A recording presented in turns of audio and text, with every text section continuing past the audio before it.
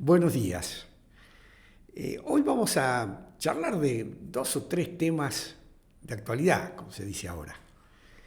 El primero de ellos es los BRICS. ¿Qué son los BRICS? ¿Cómo han surgido? ¿Nos conviene estar adentro, estar afuera? ¿Cómo es toda esta historia en torno a este grupo de países del tercer mundo que representan una parte muy importante de la humanidad y que tienen también en conjunto un peso económico muy grande? Déjenme hacer un poco de historia. Y voy a hacer historia con mucho placer porque parte de esa historia la he vivido. Voy a comenzar con algo que no viví. En la conferencia de Bandung, en Indonesia, en 1955.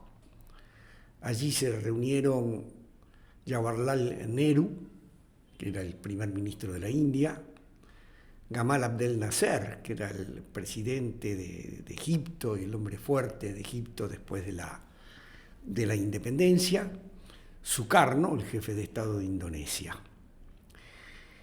Y reuniéndose estos tres grandes dirigentes del mundo subdesarrollado que estaba surgiendo como un mundo independiente, la India había obtenido su independencia en el 48, Indonesia algo después, Egipto de alguna manera era un país independiente recién, lo sería en realidad un poco después del que Nasser nacionalizara el canal de Suez, hasta entonces era prácticamente una dependencia británica.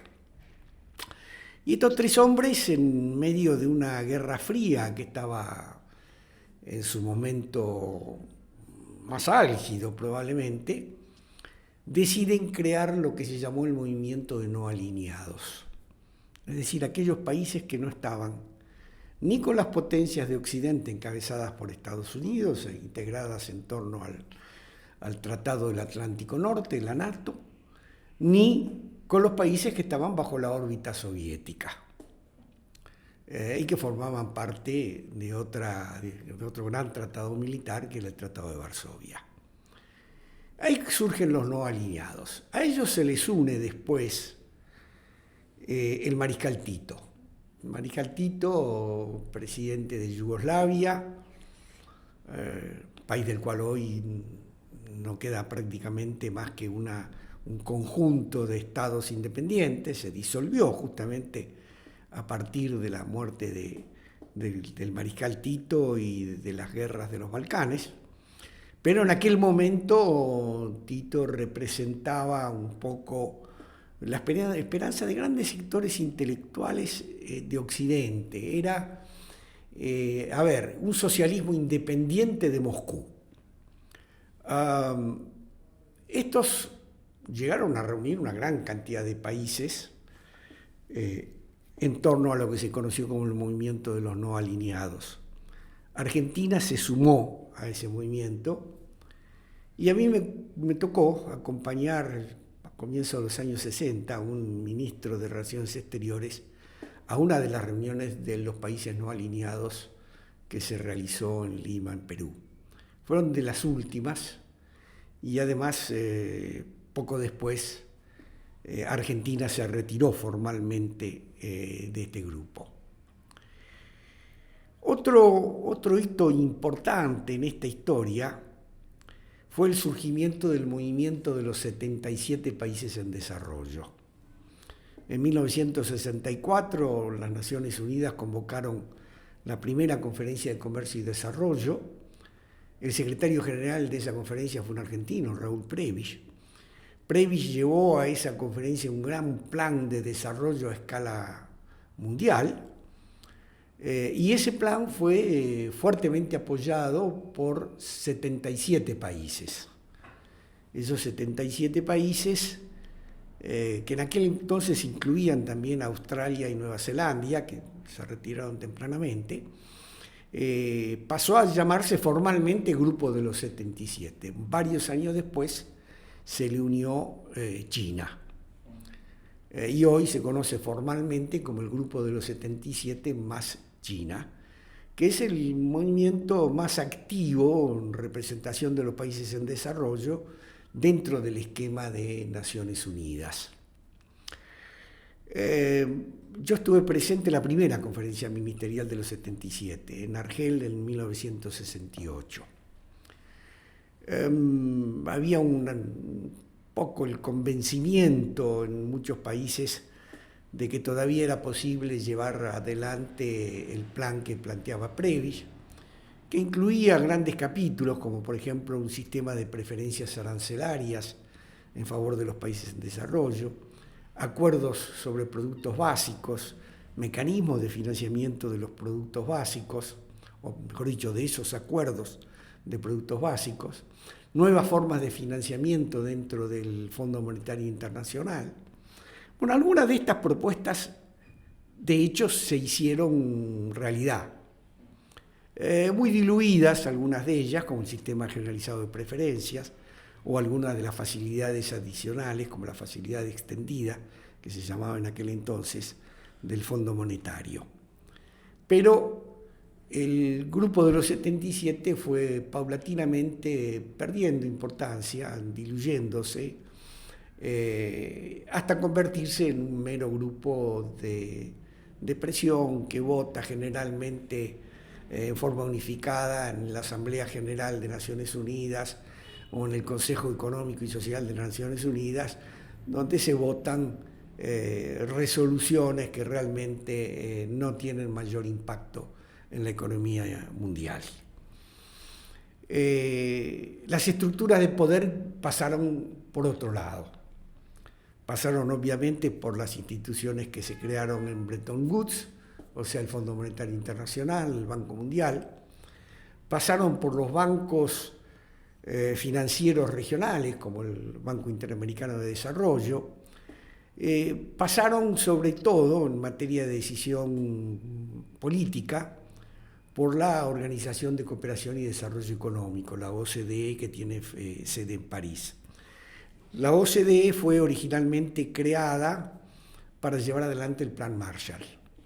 Terminada la instrumentación del Plan Marshall, quedó una organización de países industrializados, básicamente Europa, Estados Unidos, Canadá y Japón, más Australia y Nueva Zelanda, donde se discuten y se acuerdan, yo diría, algunas de las grandes decisiones económicas que hacen marchar el mundo.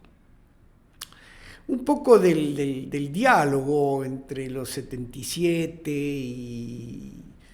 y la OCDE surgió otro esquema que es el Grupo de los 20. El Grupo de los 20, que es un grupo informal que incluye países tanto de los 77 como de la OCDE. El grupo del Grupo de los 20 ha avanzado en algunas cosas, pero está también en camino de diluirse y de perder fuerza. Por esa razón, y porque además habíamos llegado al final de la gran etapa de la globalización que comenzó con la implosión de la Unión Soviética y que de alguna manera termina en el 2010 con la crisis financiera de los países occidentales y con el surgimiento de China. A raíz de todo ese proceso, China, India y Brasil deciden unir esfuerzos para ver si pueden llevar adelante un nuevo esquema político que influya sobre la marcha de la economía internacional y que rompa con algunas estructuras que ellos consideran, yo diría que no le dan el lugar a estos grandes países, por lo menos en términos de cantidad de habitantes, yo diría también de Producto Bruto, que no le dan a estos países el espacio que ellos creen que deben tener. Por ejemplo, es evidente que en el Fondo Monetario Internacional no se puede discutir el tema de las cuotas, porque en caso de discutirlo habría que ampliar sensiblemente la participación china y habría que darle a China un poder de decisión dentro del organismo que Estados Unidos y sus aliados no quieren darle. Entonces, esa es una de las primeras razones de surgimiento del BRIC. BRIC que después toma una S, BRICS, porque se une a ellos Sudáfrica. Entonces tenemos Brasil, China, India y Sudáfrica, que son países que, digamos que, ¿qué tienen en común? Bueno, esa búsqueda de una mayor presencia en los mecanismos de decisión económica y financiera internacionales.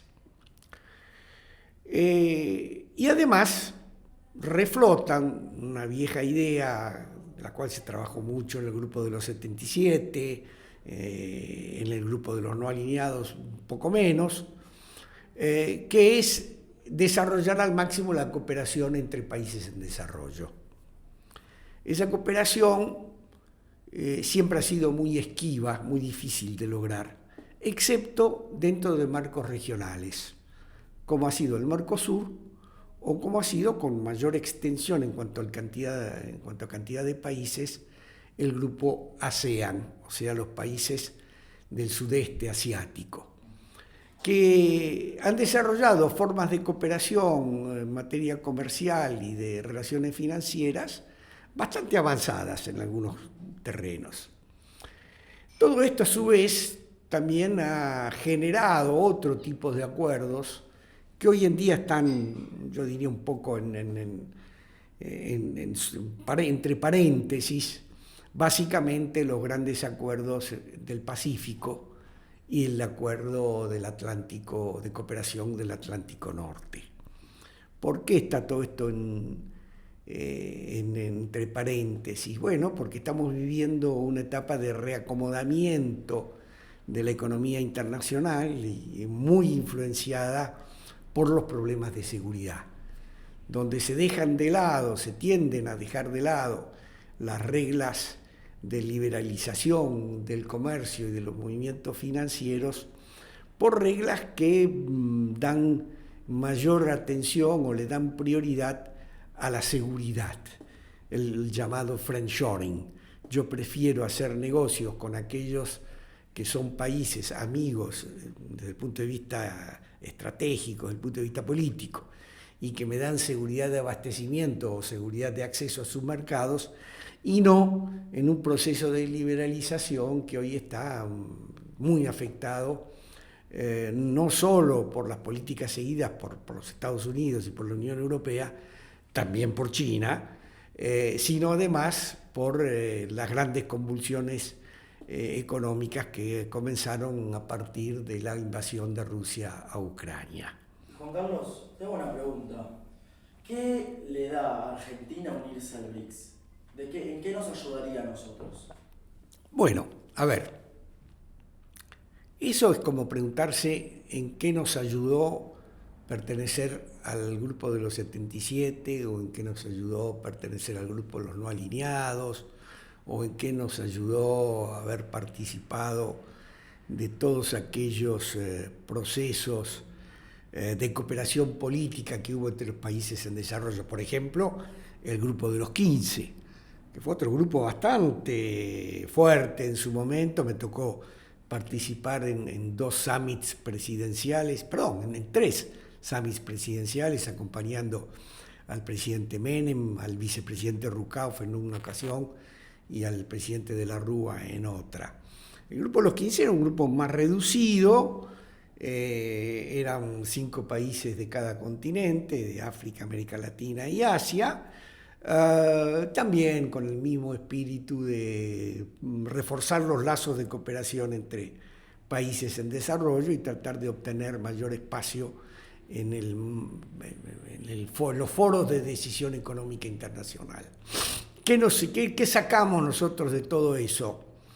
Bueno, yo creo que lo más importante que sacamos de todo eso es una palabra, un término inglés muy importante que es el damage control, es decir, evitar daños. Evitar daños quiere decir evitar que estos países lleven adelante políticas o iniciativas que pueden terminar perjudicándonos, como nos perjudicó, por ejemplo, el surgimiento de la OPEP en su momento, que fue también el fruto de otro intento de cooperación entre países en desarrollo, que generó un aumento muy importante del precio de los combustibles, que a su vez originó un gran endeudamiento en los países en desarrollo y que terminó en un par de crisis financieras internacionales en el año 73 y en el año 80, que, bueno, tuvieron su costo para todos nosotros y en particular para la Argentina. Fue un poco esa década perdida que fueron los años 80, producto de estos disturbios económicos. Entonces el damage control, es estar ahí para evitar que pasen esas cosas. Sí. Pero este costo, ¿no? ¿Cuál es el costo de cubrir los daños de estos otros países? Porque es que hay políticos, hay personas que dicen que no se quieren meter en el BRICS. Bueno, acá yo creo que hay problemas. Por lo pronto, Argentina no entró a los BRICS. A la Argentina la metieron adentro de los BRICS. Ha sido iniciativa del presidente Lula, que prácticamente nos incorporó, yo diría, con el consentimiento casi descuidado del presidente Fernández y de su ministro de Relaciones Exteriores.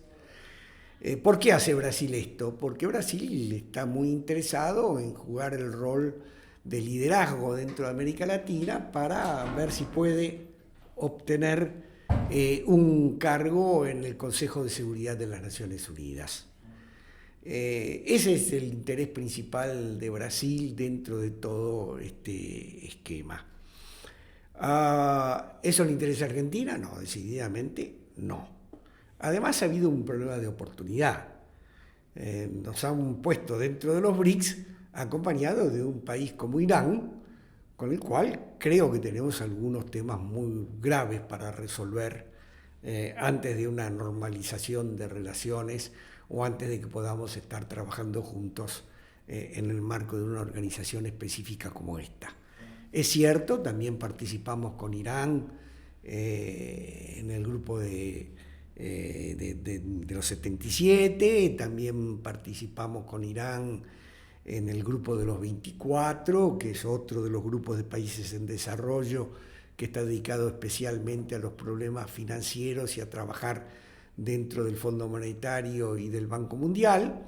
Pero bueno, el que tengamos participación en esos grupos junto con Irán no justifica que tengamos que aparecer o ingresar prácticamente de la mano con Irán a este grupo de los BRICS. Aparte, los BRICS son menos países. Aparte, los BRICS son mucho menos países, quedamos mucho más en evidencia sí. En esa situación tan particular. Y bueno, todo el resto, acá hay un tema también muy importante. Hay quienes dicen, bueno, esto debió haberse discutido primero en el Parlamento. No.